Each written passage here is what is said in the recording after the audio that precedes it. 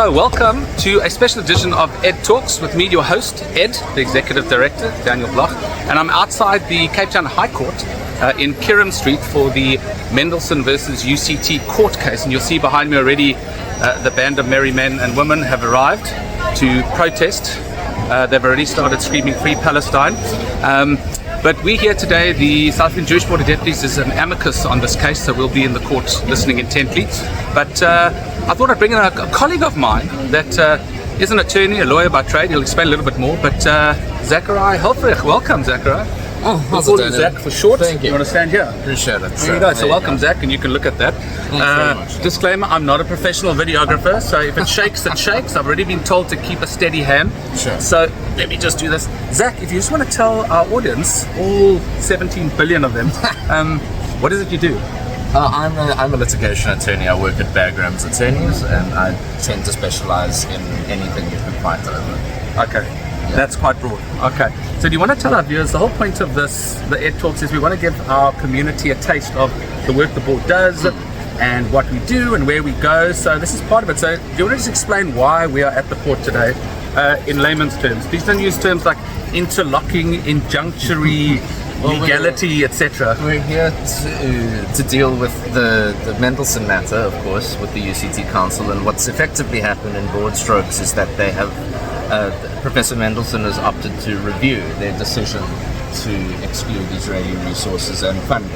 And a review is essentially when you think a decision has been taken incorrectly or irrationally, and there are other times where you can do it, but it's not relevant right now. And you'll go to the court and say this is done incorrectly, they didn't consider this, or this person wasn't entitled to make such a decision.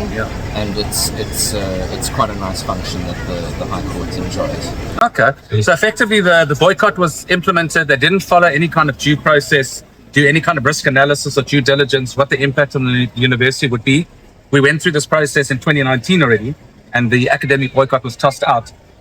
Reason for us being amicus, and you can elaborate on all the exciting terms, is we're here from the case of the impact this boycott has had on Jewish students and academics on campus, the anti-Israel rhetoric, anti-Semitism, and also the fact that one of the motions, UCT, took it upon themselves to define what anti-Semitism is. Instead of consulting with the Board of Deputies or any of our experts. Have I hit the nail on the head there? Slightly, yeah, I would say so, because I mean it's sort of an intrinsically community-based thing, I think, to decide what anti-Semitism is. A person should probably look to, Semitic resources to get some kind of definition. At the same time, I think it's a broad pattern of exceeding powers where you can, which I think is standard in South Africa, and if you get caught going, well, we'll fight about it until we can't anymore. So I think, it's culminated in this, unfortunately. I don't know if settlement's been broached. We're standing here, so if it has been, I presume it's been unsuccessful. Yeah, I wouldn't know about any settlement, but I think a settlement would probably maybe mean that UCT is pleading guilty, in which case there's huge ramifications for some of the council members and the chairperson of council. Indeed, and they'd have to reassess how this whole event came to be. But they say good settlement leaves no one happy. So. And you keep turning around. Are we trying to see if we know faces? We know a lot of familiar faces there. I'm interested more in the audio setup, I'll be honest with you. Well, they do look like they've come set up for a music concert. Fairly high budget. It's impressive. So look, Ed Talks, we talk serious stuff, but we talk some not so serious stuff. And I just got to say, a disclosure, both Zach's parents taught me at school. And in fact, your dad was, I think, my cricket coach, which is why I never made it to the Proteas. So I'm just going to put it out there. You know what they say, a bad plumber blames his tools, isn't it? So I'm blaming your dad for ending my career as a South African he's getting called out Protea wicketkeeper. On Ed Talks. You're going to have him on for like a right of reply. Exactly. So Zach, what do you think? We got maybe 2 days in court. If you can tell the viewers, this isn't going to be like Harvey Specter and Mike Roth in court, like you see on TV. No. So it's not even a trial, actually. There's no witnesses. There's no counsel cross-examining and tripping you up. Objection. No, none of that today. There may be an objection if somebody's completely out of bounds. But what you have here is called an application procedure. And it's essentially on affidavits. Everything's on paper. Counsel will stand up to make their points. and the judge will make a decision. I doubt it'll be on the same day. It's a paper-heavy matter. The pleadings are in excess of 4,000 pages. Yeah, I was going to say 3,500, but 4,000. We'll meet in the middle, 3,750. Even that, it's a staggering amount of paperwork. Yeah. There's absolutely no way the judgment will be given the same day, I think. I just don't see it. Okay, well, thanks. Well, that was Zach making his debut on Ed Talk. Zach, thanks for your time. Thanks very much. We can go Daniel. inside and have a cup of coffee, and then we're going to head into court. Going to do a few more snippets for Ed Talks. I don't think I'll get to interview any of the protesters because they all know and love me dearly. So I don't think I'll get that close. But yeah, and there's one of them. There you go, putting up a poster. Anyway, we'll see you a little bit later for more on Ed Talks.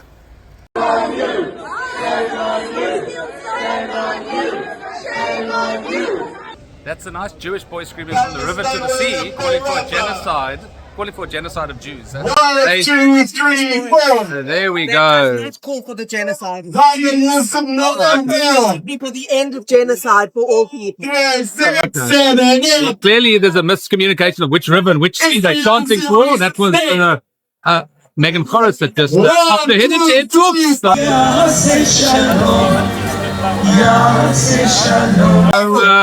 Here they're screaming, blocking the entrance. Occupation by more. And we tried to figure out who's trapped inside. So anyway, that's a little taste. That's a little bit of a taste of what is happening here at the court. Oh, and that's Speaker of Al Jamar behind me.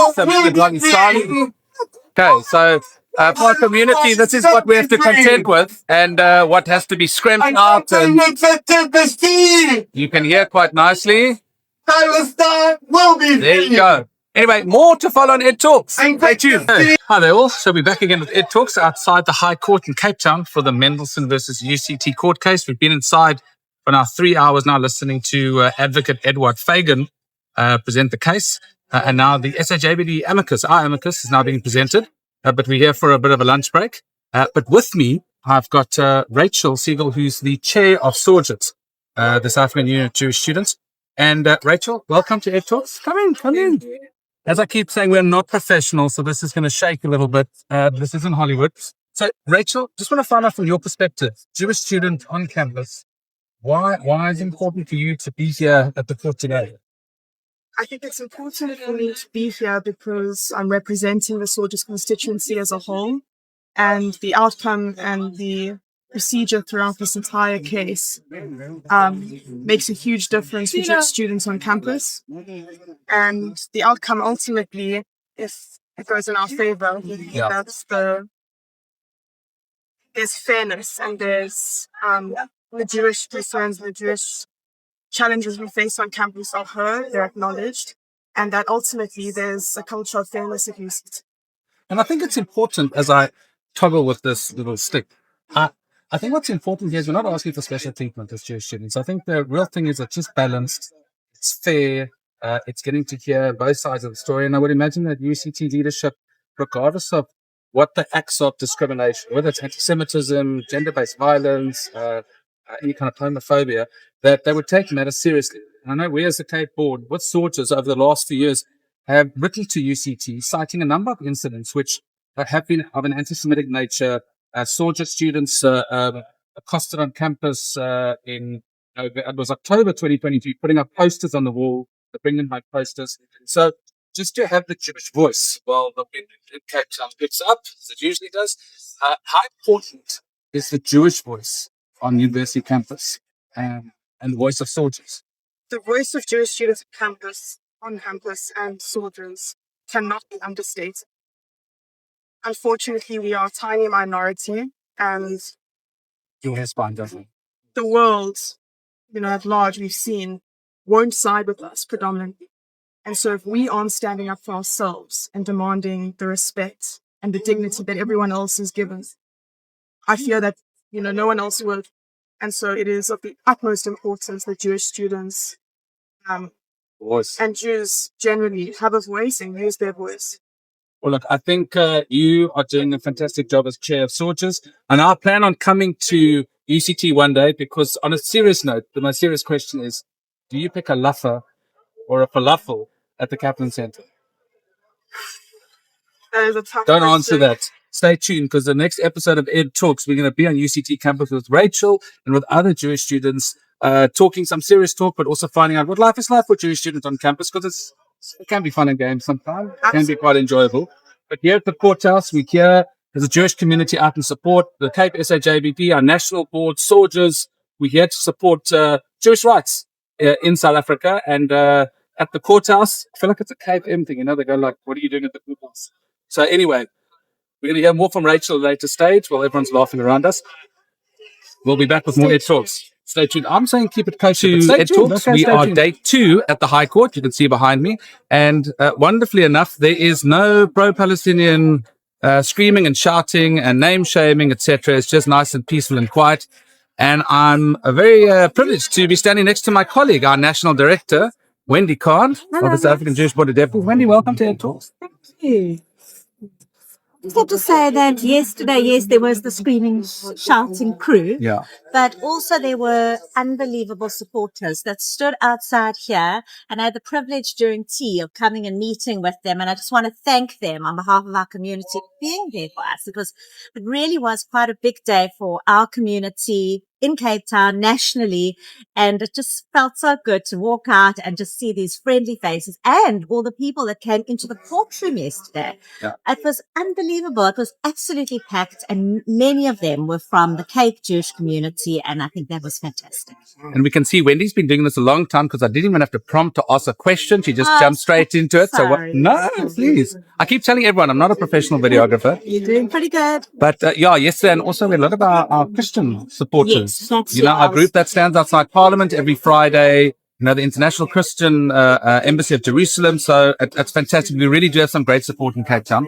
But sure. Wendy, the purpose of Ed Talks is we want to show the community firsthand what work we do. I know they follow us on social media and they read the emails, but to see it firsthand, how significant yesterday's session and this court case, what does it mean for our community? You know, we saw on social media yesterday, somebody from a university in Israel posted and said, this is a test case.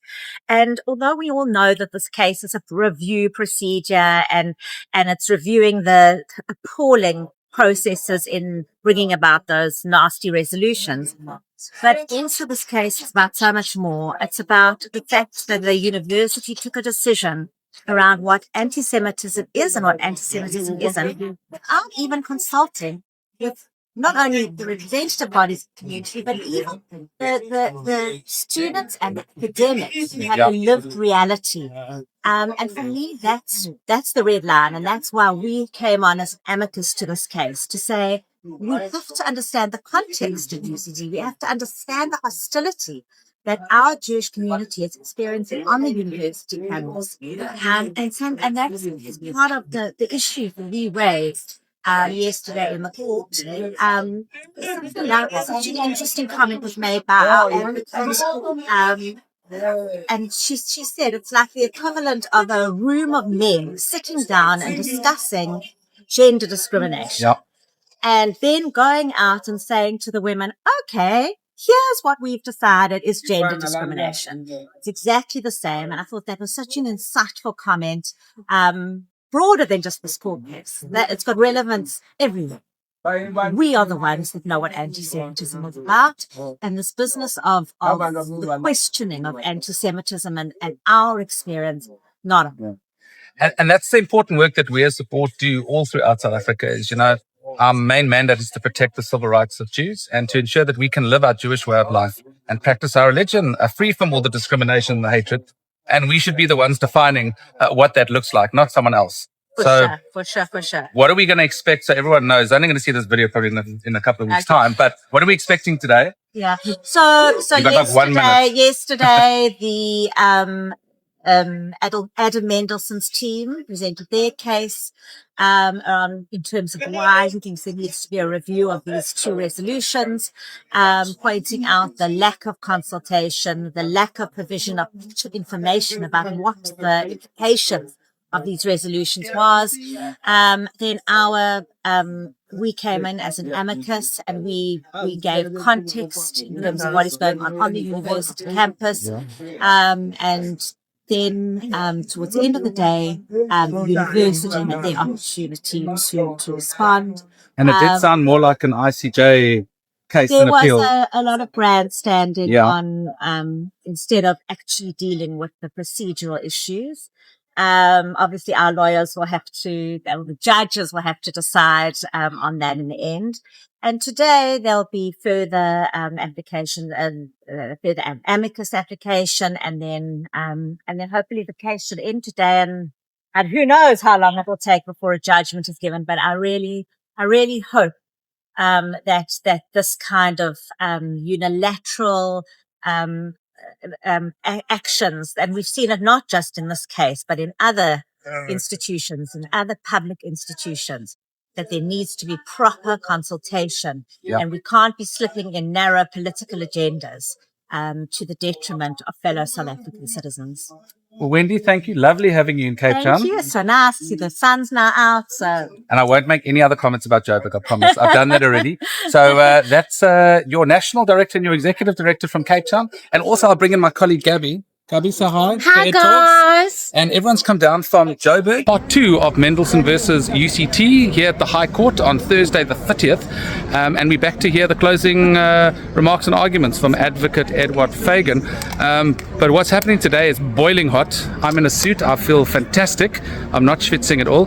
But there is a protest happening in support of Adam, in support of our community, and a group of members of our communities, members of our non-Jewish allies have rocked up to show support. And just want to introduce, got a special group of people here. It's students from UCT, Africa. Africans for Peace. Africans for Peace. And I'm here with, let's see, do you want to give your name? You can give your first name. My name is Asher.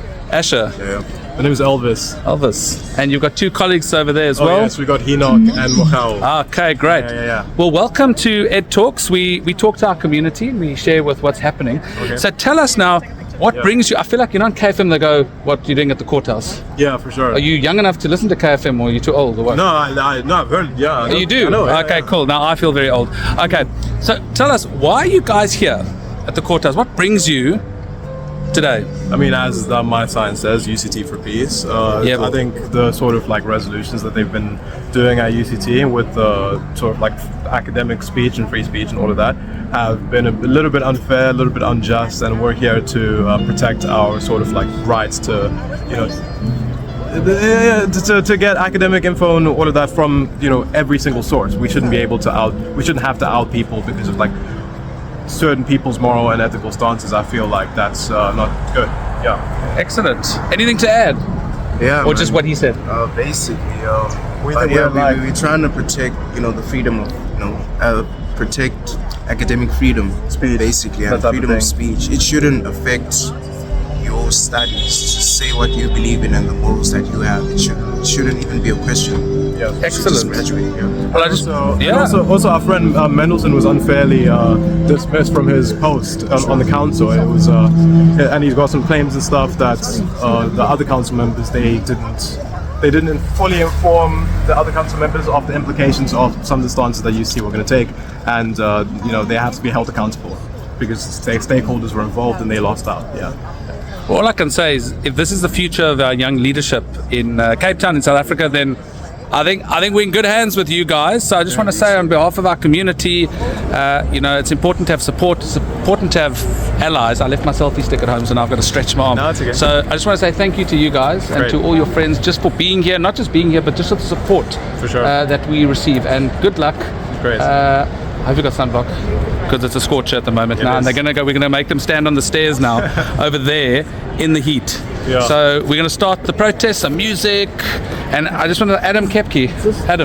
Adam stands outside Parliament every Friday, waving Israeli flags, singing Hatikva and other songs, despite the other side being across the road, threatening and just shouting some vile statements. So Adam, we just want to thank you, my friend. You're a stalwart, you're a supporter. Thank you and so much. we're going to listen to Adam sing a few songs. Thank you. Is it He Call Me Bokke? He Call Me Bokke. No, man, that's Am Israel. He Call Me Bokke.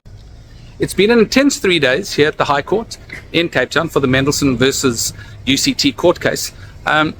day one, we heard from Professor Mendelsohn's legal team, as well as the board's legal team, as we are amicus on this case, arguing about how UCT Council didn't follow process, didn't do due diligence or risk analysis, didn't consider the ramifications to UCT in terms of its reputation, the financial implications, and how it would impact students and academics on campus. Day two, then, we heard from UCT's legal counsel as to how they believe that everything was done by the book and there's absolutely nothing wrong with the way UCT Council came to their decision of this academic boycott.